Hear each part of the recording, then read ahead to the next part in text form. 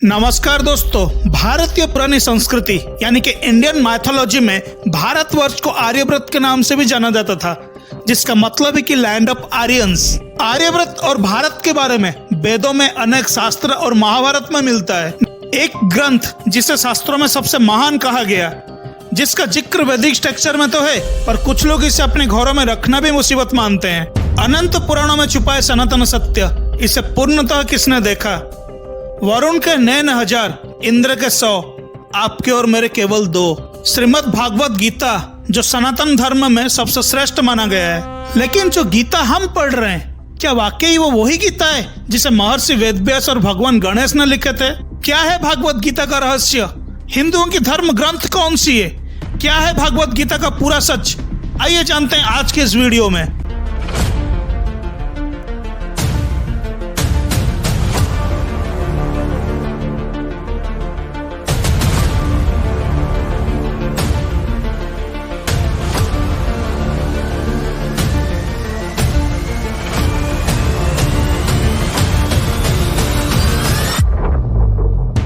Video बहुत ही knowledgeable है, ध्यान से इसे एंड तक देखिए और जितना हो सके वीडियो को आगे शेयर कीजिए। कहते हैं गीता हिंदू धर्म का सबसे महत्वपूर्ण ग्रंथ है।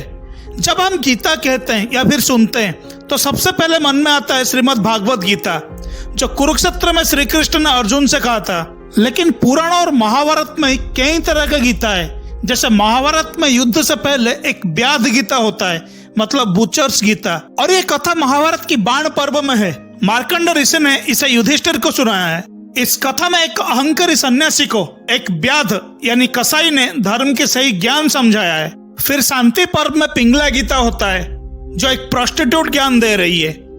एक विचारशील गीता होता है, जो एक राजा ज्ञान दे रहा है। तो अलग अलग प्रकार के कई तरह के गीता होता है। गीता बेसिकली मीन्स एक कन्वर्जेशन, जहाँ पे ज्ञान दे रहे हैं, और वो गीता के रूप में लिखा गया है, क्योंकि वो एक मीटर में लिखा गया है, जिसे अनुस्तुप मीटर कहते हैं।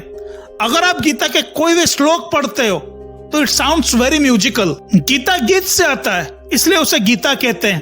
तो फिर ये गीता इतना इंपॉर्टेंट क्यों हो गया? ओवर द टाइम दुनिया के हर एक इंसान इसे इतना इंपॉर्टेंस क्यों देते हैं?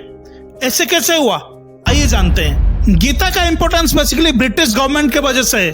आज से ठीक 200 साल पहले ईस्ट इंडिया कंपनी ने पहली बार गीता को इंग्लिश में ट्रांसलेट किया था, और इससे पहले गीता का कोई ट्रांसलेट नहीं हुआ था। जो गीता संस्कृत में लिखी गई थी करीब 4000 साल पहले, उसे लगभग कुछ हजार साल पहले कुछ आचार्य जैसे आदिगुरु शंकराचार्य, रामानुजन, माधवाचार्य और वल्लभाचार्य द्वारा इसका भाष्य लिखी गई, मतलब इसकी कमेंट्रीज लिखी गई।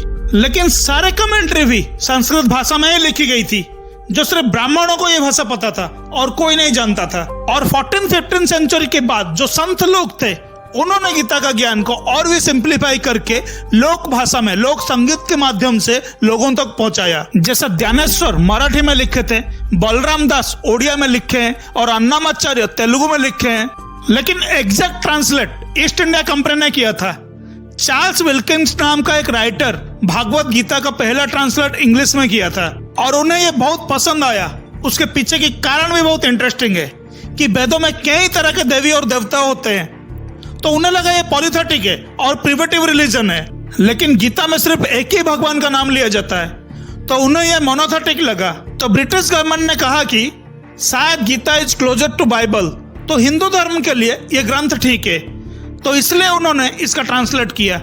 लेकिन बाद में जब भारत इंडिपेंडेंस के लिए स्ट्रगल कर रहा था, आजादी की लड़ाई लड़ रहे थे लोग, तब हमारे जो लीडर्स थे उन्होंने गीता के बारे में पहली बार पढ़े इंग्लिश में, और उन्हें लगा यही वो ग्रंथ है जो हमारे देश को जोड़ सकता है। तब महात्मा गांधी को लगा इसमें अहिंसा का ज्ञान है। लोकमान्य तिलक को लगा यहाँ पे हमें युद्ध कौशल का ज्ञान मिलता है। लेकिन अंबेडकर और डीडी कौशाम्बी गीता को लेकर काफी क्रिटिसाइज किए और कहा यहाँ जाति प्रथा की बात होती है। ऐसे और भी कई फ्रीडम फाइटर्स थे जो गीता को एनालाइज किए और उसके ऊपर पॉजिटिव कमेंट्रीज भी दिए, और सिर्फ उन्हीं की वजह से आज गीता इतना इंपॉर्टेंट बन चुका है। पिछले 300-400 सालों में पहले ईस्ट इंडिया कंपनी और बाद में फ्रीडम फाइटर्स ने गीता को बहुत इंपॉर्टेंट बनाया। उन्हें लगा था जैसे क्रिश्चियनिटी में बाइबल होता है, इस्लाम में कुरान होता है, वैसा ही हिंदुओं का ग्रंथ भगवत गीता है। तो क्या है भगवत गीता और इसकी स्ट्रक्चर? क्यों गीता इतना इंपॉर्टेंट है, आइए जानते हैं। गीता में 700 वर्सेस है और इसमें 18 चैप्टर है। और ये 18 नंबर इसमें बहुत इंपॉर्टेंट माना गया है, क्योंकि महाभारत में भी 18 चैप्टर है, गीता में भी 18 चैप्टर है। महाभारत का युद्ध भी 18 डेज लड़ा गया था और यहाँ 18 आर्मीज भी इन्वॉल्व थे, 7 पांडवों के और 11 कौरवों के। ये 18 नंबर काफी रिपीटेड है और ये क्यों है कोई नहीं जानता। वन ऑफ दोज रीजंस है कि गीता में कृष्ण हमारे शरीर को 9 द्वार पूरक कहते हैं। The body has 9 door which is 2 eyes, nose, 2 ears, mouth, genital and anus। अगर कोई भी रिलेशन होता है, मतलब जब लोगों के बीच रिलेशन होता है तो 9 द्वार 18 द्वार होता है। तो यहाँ कृष्ण शायद रिलेशनशिप के बारे में बात कर रहे हैं। जब लोग गीता पढ़ते हैं तो इसमें रिलेशनशिप के बारे में ध्यान देना चाहिए। तो गीता का वेदों के साथ क्या संबंध है?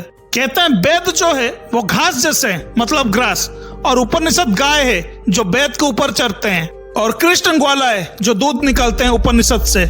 वो दूध है गीता, उसे अर्जुन को देते हैं। तो ऐसे कह सकते हैं जो भागवत गीता है वो वेदों का एसेंस है। तो फिर गीता का एसेंस क्या है? गीता का एसेंस को जानने के लिए हमें गीता के कुछ चैप्टर्स को समझने होंगे। शुरुआत में धृतराष्ट्र संजय से सवाल पूछ रहे हैं कि कुरुक्षेत्र में मेरे पुत्र और पांडवों के बीच क्या हो रहा है। ये सवाल ही बहुत इंटरेस्टिंग है। यहाँ पर अपने बेटे को मामा पुत्र यानी मेरे बेटे कहते हैं, लेकिन अपने ही भाई के बेटे को अपना नहीं मानते हैं, पांडव कहकर बोलते हैं। तो इसका मतलब यहाँ अपना और पराया का दायरा शुरू हो गया। संजय उत्तर देते हैं, वो कहते हैं कि दुर्योधन पांडवों की आर्मीज को देखकर, उनके प्रिपरेशन को देखकर काफी नर्वस फील कर रहा है, इनसिक्योर है, जबकि वो कॉन्फिडेंट होना चाहिए कि उसके पास 11 आर्मी फोर्स है। गुरु द्रोण, पितामह भीष्म और अंगराज कर्ण जैसे योद्धा उसके सपोर्ट में है, और दूसरे ओर अर्जुन कृष्ण के साथ दोनों आर्मीज के बीच में खड़े होते हैं। जब वो कौरवों को देखते हैं तो उनके मन में एक भाव आता है, वो काफी इमोशन हो जाते हैं। वो देखता है कि दोनों तरफ मेरा परिवार है, दोनों मेरे अपने हैं और हम आपस में ही लड़ रहे हैं। यहाँ धृतराष्ट्र और अर्जुन में कितना फर्क है।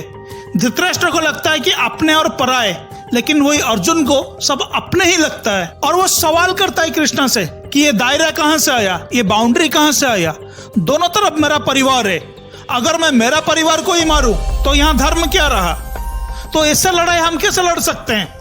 और तब इसलिए उसे गीता का ज्ञान मिलता है। शुरुआत में कृष्ण अर्जुन को बहुत ही सिंपल भाषा में समझाते हैं कि किस तरह कौरवों ने उनके प्रॉपर्टी छीन लिए, उनके वाइफ के साथ अत्याचार किए, कैसे राज्यसभा में बुरी तरह ट्रीट किया गया, किसी भी प्रकार के नेगोशिएशन के लिए राजी नहीं हो रहे, पीस के लिए कोई कंप्रोमाइज नहीं कर रहा है। साथ ही कृष्ण अर्जुन को नपुंसक कहकर भी बोलते हैं कि इस प्रकार की बातें तुम्हें शोभा नहीं देती है। इस तरह के डिस्कशन के बाद भी अर्जुन युद्ध ना करने के लिए कृष्ण से कह रहा था। वो किसी भी तरह अपनों का खून बहाना नहीं चाहता था। इनिशियली कृष्ण सिर्फ अर्जुन को युद्ध करने के लिए मोटिवेट कर रहे थे, लेकिन बाद में वो अलग तरह समझाने की कोशिश करने लगे कि ये संसार में कोई नहीं मरता, सब अमर है।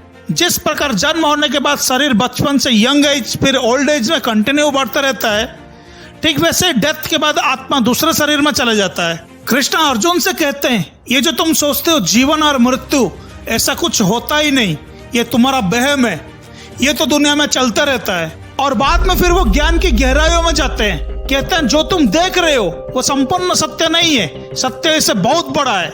तुम्हारा जीवन एक नदी के प्रवाह की तरह है, जो नदी के साथ बहना ही उसका नियति है।